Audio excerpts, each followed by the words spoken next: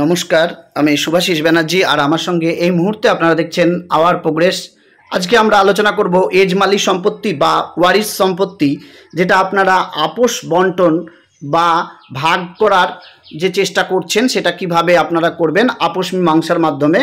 তাহলে সেটা করতে গেলে আপনাকে যেটা করতে হবে, এটা দুরকম উপায়ে আপনি করতে পারেন। একটা হলো আপনি ফার্স্ট ক্লাস যে ম্যাজিস্ট্রেট রয়েছে তার মাধ্যমে সই করে বা স্বাক্ষর করে রাখতে পারেন, সেটা কিন্তু রেজিস্ট্রিকৃত নয়। আর জমির বিষয়ে যেটা আমাদের চুক্তির বিষয়ে যে ব্যাপারটা বলা হয়েছে সেটা কিন্তু আপনারা রেজিস্ট্রি করতে হবে, এটা রেজিস্ট্রিও করতে পারেন।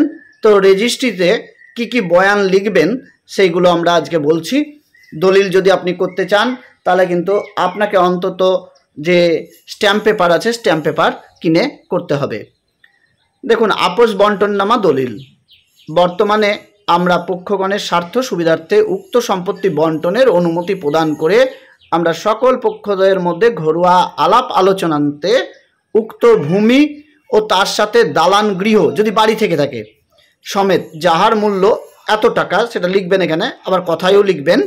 সিদ্ধান্তক্রমে কম বেশি অংশ অনুসারে উক্ত এজমালি সম্পত্তি বন্টন করে নিলাম ও দিলাম, তা আমরা আমাদের পক্ষদ্বয়ের স্ব বন্টন প্রাপ্ত সম্পত্তি বলে তা আইনগতভাবে গণ্য হবে, তাতে কোনো পক্ষদ্বয়ের কোনো প্রকার আপত্তি থাকবে না। এই কথাটা কিন্তু আপনাদেরকে প্রথমেই যে আপনার স্ট্যাম্প পেপার রয়েছে সেখানে কিন্তু লিখে নিতে হবে। আপোষ বন্টননামা দলিলের মধ্যে সকল পক্ষদ্বয়ের নাম ঠিকানা। যদি দেখা যায় আপনারা 3 জন রয়েছেন তাহলে তিনজনের সমস্ত লিখতে হবে। আর যদি 6 জন থাকেন 6 জনের, আপনারা যতজন থাকবেন এক কথায় ততজনের এখানে নাম, বাবার নাম, ঠিকানা, পোস্ট অফিস, থানা, পিনকোড, জেলা, ডিস্ট্রিক্ট, মোবাইল নম্বর, আধার নম্বর, প্যান কার্ড নম্বর, পেশা, নাগরিকত্ব, এগুলো কিন্তু আপনাদেরকে দিতে হবে। যতজন আপনারা থাকবেন ওয়ারিশ হিসাবে প্রত্যেকের কিন্তু এখানে দিতে হবে, মানে সম্পত্তিটা যাদের মধ্যে ভাগ হচ্ছে তাদের নাম ঠিকানা এখানে দিতে হবে। তারপরে চলে আসি বন্টননামা সম্পত্তির বিবরণ।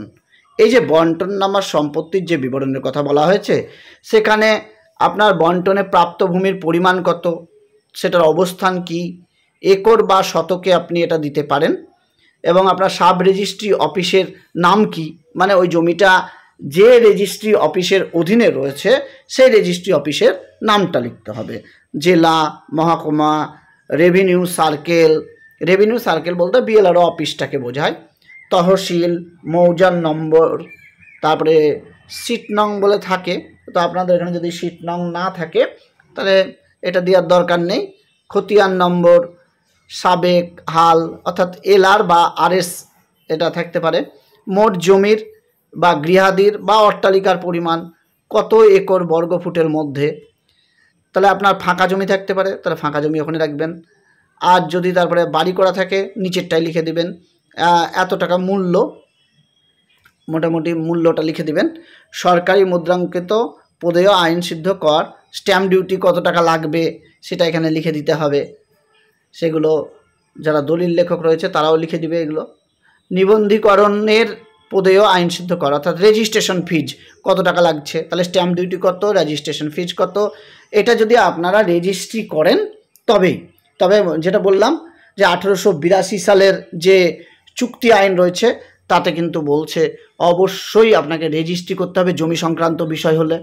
আর টাকা পয়সার লেনদেন হলে সেটা আপনি শুধু স্ট্যাম্প পেপারের উপরে ম্যাজিস্ট্রেটের সই করিয়ে রাখতে পারেন।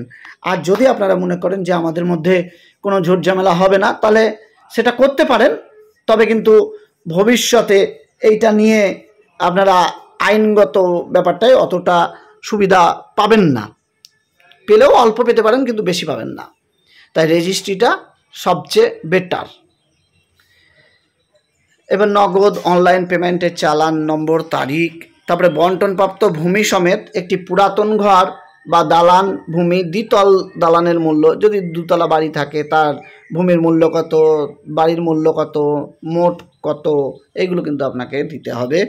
বন্টনপ্রাপ্ত ভূমির পরিমাণ, যদি শুধুই ভূমি থাকে তাহলে বন্টনগত মোট ভূমির পরিমাণ একর বা শতকে লিখবেন, তার শ্রেণী কী সেটা লিখবেন। বন্টনপ্রাপ্ত ভূমির মূল্য কথায় বা টাকায় লিখবেন।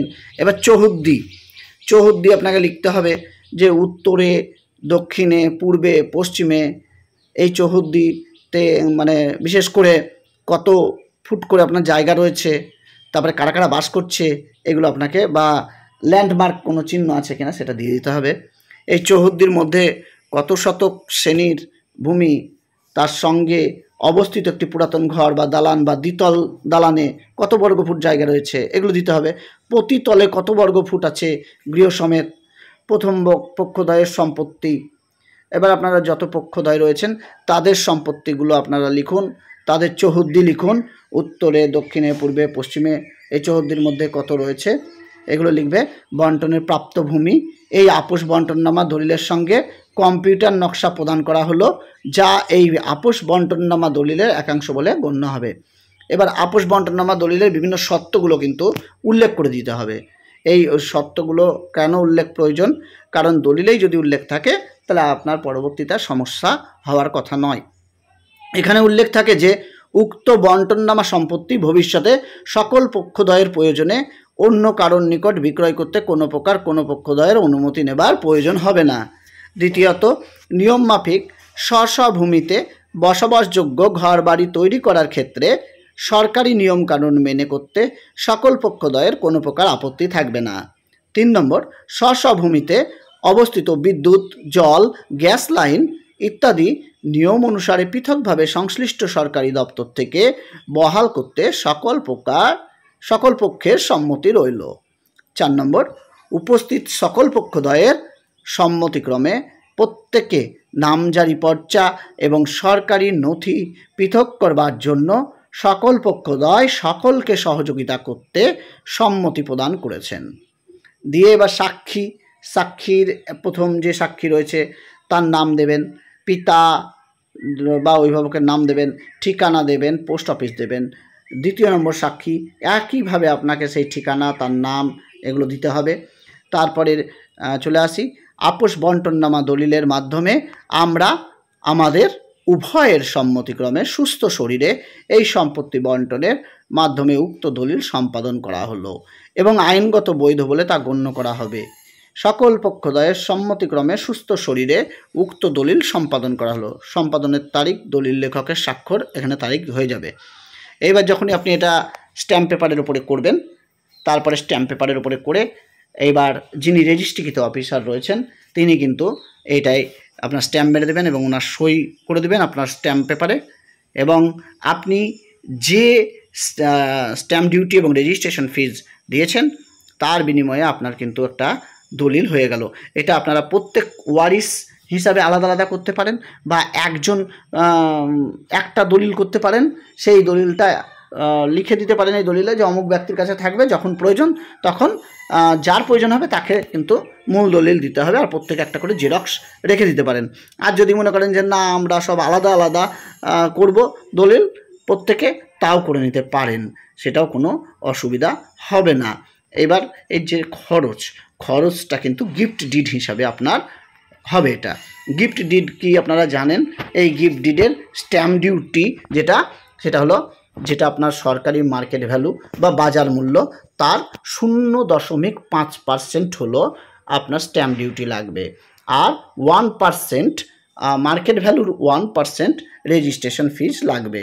আর দলিল লেখককে যে টাকাটা দিতে হবে সেই টাকাটা আপনারা দেবেন বা দলিল লেখকের সঙ্গে কথা বলে নেবেন, তাহলে কিন্তু আপনাদের এই আপোষ বন্টননামা দলিল তৈরি হয়ে যাবে।